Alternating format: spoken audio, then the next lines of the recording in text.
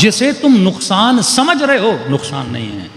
ہر وہ چیز جو اللہ نے واجب کی، ہر وہ چیز جو اللہ نے واجب کی، اس میں تمہارا نقصان نہیں ہے، اس میں تمہارا فائدہ ہے. دنیا بنتی ہے، آخرت بنتی ہے، زندگیوں میں برکتیں نازل ہوتی ہیں. کتنے واقعات آپ کے سامنے اہل بیت علیہ الصلوۃ والسلام کے کہ فرماتے جب تم اللہ کی اطاعت کرتے ہو تو لوگ کتنا پیسہ خرچ کرتے ہیں تاکہ 4 لوگ ہمیں جان جائیں، ہمارا نام ہو جائے. اشتہار لگواتے ہیں، پبلسٹی کرتے ہیں کہ لوگ ہمیں جان جائیں، لوگ ہمیں جان جائیں. لیکن یہ بتاؤ امام حسین نے کون سا خرچہ کیا؟ مولا علی نے کون سا خرچہ کیا؟ انہوں نے بس زندگی میں ایک کام کیا کہ دنیا اللہ کو جان جائے.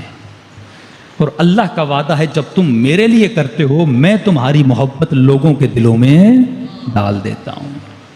آج پوری کائنات میں اگر کسی شخصیت کے لیے سب سے زیادہ مجالس ہوتی ہیں وہ امام حسین کے لیے ہوتی ہیں. فرماتے عزاداری 60 ہجری سے شروع نہیں ہوئی. یہ عزاداری کی ابتدا جناب نوح کا نام ہے. نوح مطلب سب سے زیادہ نوحہ کرنے والا، سب سے زیادہ رونے والا.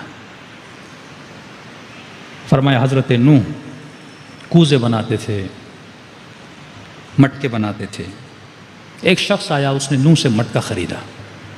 خریدنے کے بعد اس نے نوح کے سامنے مٹکے کو توڑ دیا. اب یہ قصہ ہے عذاب نوح کے بعد والا. پھر حضرت نوح نے کہا مجھے دوسرا مٹکا دو. حضرت نوح نے دوسرا مٹکا دیا، اس نے دوسرا توڑ دیا، چوتھا توڑ دیا. حضرت نوح نے کہا بندے خدا کیا کر رہے ہو، کیوں میرے مٹکے توڑ رہے ہو؟ اس نے کہا نوح میں نے خریدا ہے، قیمت بڑھاؤ، جتنی قیمت دو گے اتنا دوں گا، لیکن خرید کے پھر توڑوں گا. تمہیں کیوں تکلیف ہو رہی ہے، تم نے تو بیچ دیا. حضرت نوح کہتے ہیں ہاں میں نے بیچ تو دیا لیکن میں نے بڑی محنت سے بنایا ہے. اپنی بنائی ہوئی چیز کو جب ٹوٹتا ہوا دیکھتا ہوں تو مجھے تکلیف ہوتی ہے. یہاں پر وہ شخص بولا کہ اے اللہ کے نبی، میں اللہ کا بھیجا ہوا فرشتہ جبرائیل ہوں، ایک بات اپنے رب کی تجھے کہنے آیا ہوں. کہ کون سی؟ کہ نوح ایک مٹکا تو نے بنایا، اسے جب تم نے ٹوٹتا ہوا دیکھا تجھے تکلیف ہوئی. یہ بندے اللہ نے بنائے ہیں، یہ مخلوق اللہ کی بنائی ہوئی ہے. جب تو نے بد دعا دی تھی اللہ نے تمہاری بد دعا کی خاطر اس قوم کو تباہ و برباد کر دیا. تو جس طرح مٹکوں کو ٹوٹتے ہوئے دیکھتے تمہیں تکلیف ہوتی ہے، اسی طرح اللہ کو پسند نہیں کہ اللہ اپنے بندوں کو جس کو خود بنایا ہے اور خود ہی تباہ کر دے. فرماتے اس واقعے کو سن کر حضرت نوح اتنا روئے کہ کاش میں بد دعا نہ دیتا. یہی محبت امام حسین کے دل میں ہے مومنین کے لیے. فرماتے ہیں 10 ماؤں سے زیادہ اہل بیت کے دلوں میں آپ کی محبت ہے. امام زمانہ فرماتے ہیں جب میں کربلا کے مصائب کو دیکھتا ہوں روتا ہوں، لیکن اے مومن جب تمہاری خطاؤں کو دیکھتا ہوں میں اس سے زیادہ روتا ہوں. کیونکہ ہمارا چاہنے والا عذاب میں جائے اہل بیت کو اچھا تو نہیں لگے گا. ہمارا چاہنے والا آگ جہنم میں جلے ہم دیکھ کے برداشت تو نہیں کریں گے.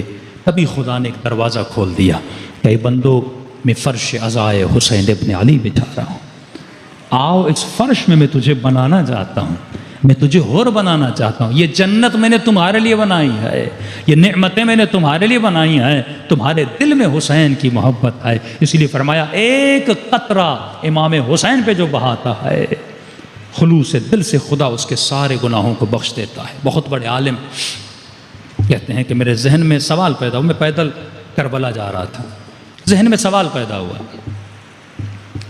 کہ ایک قطرہ بعض روایات میں ہے مچھر کے پر کے برابر، مچھر کے پر کے برابر اگر آنکھ گیلی ہو جائے خدا اس کے صدقے میں انسان کی پوری زندگی کے گناہ بخش دیتا ہے. یہ عالم کہتا ہے میں سوچ رہا تھا یہ روایت لاجیکل نہیں لگ رہی ہے، ایک آنسو اور نتیجہ اتنا کہ خدا سارے گناہ بخش دے.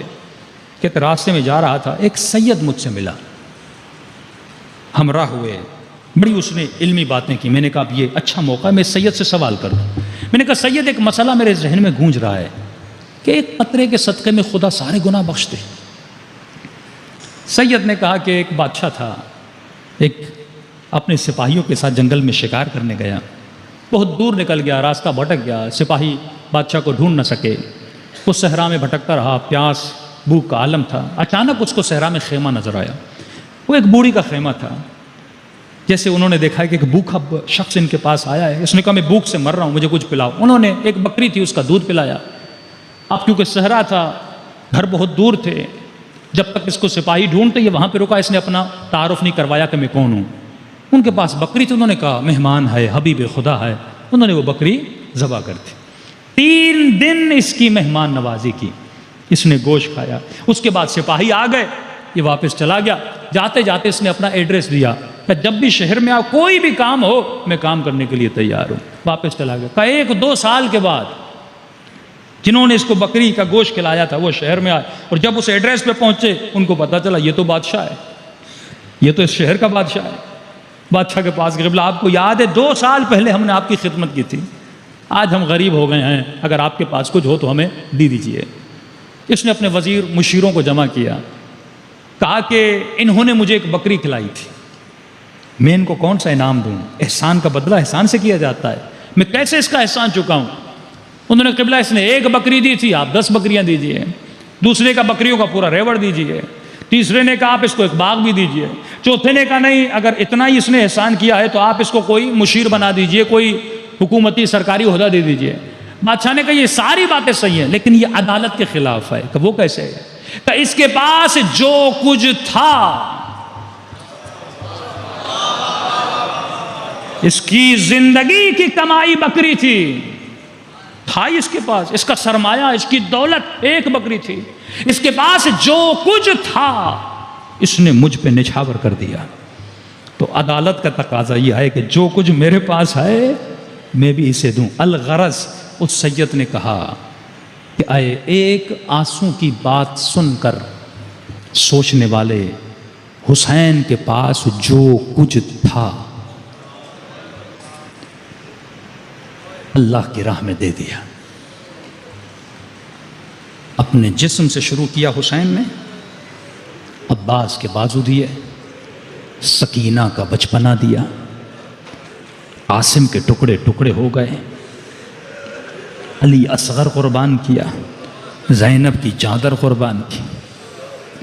میں آپ کو سمجھانے کے لیے یہ مثال دے رہا ہوں، سمجھانے کے لیے 6 مہینے کا علی اصغر دیا۔ لوگ یہ سن کے آگے گزر جاتے ہیں، لیکن اگر اس جملے کو فیل کریں نا کہ امام حسین نے کیا کیا قربان کیا۔ اگر میں کسی مومن کو کہوں نا اپنے 6 مہینے کا بچہ لاؤ، میں اس کے سر کے 4-5 بال کھینچ کے نکالتا ہوں، کوئی مومن راضی ہوگا کہ اتنی سی بھی تکلیف میں اس کے بچے کو دوں؟ اب سوچئے رباب کے دل پہ کیا گزری ہوگی۔ بچیاں سب کو پیاری ہوتی ہیں، 4-4 سال بچیاں، اتنی محبت کرتے تھے امام حسین۔ جب جب سکینہ کی آنکھیں کھلتی تھی بابا کے سینے کو ڈھونڈتی تھی۔ روایات میں ہے حسین گھر سے باہر جاتے تھے، انتظار کرتی تھی میرا بابا آ جائے، میں بابا کے ساتھ مل کے سفرے پہ کھانا کھاؤں گا۔ حسین نے وہ سکینہ بھی قربان کر دی، جاتے جاتے خاک اٹھائی اور سکینہ کے سر پہ ڈال دی اور کہا میری بیٹی اب تیرے نصیبوں میں یتیمی ہے، اب تیرے نصیبوں میں شام کا زندان ہے۔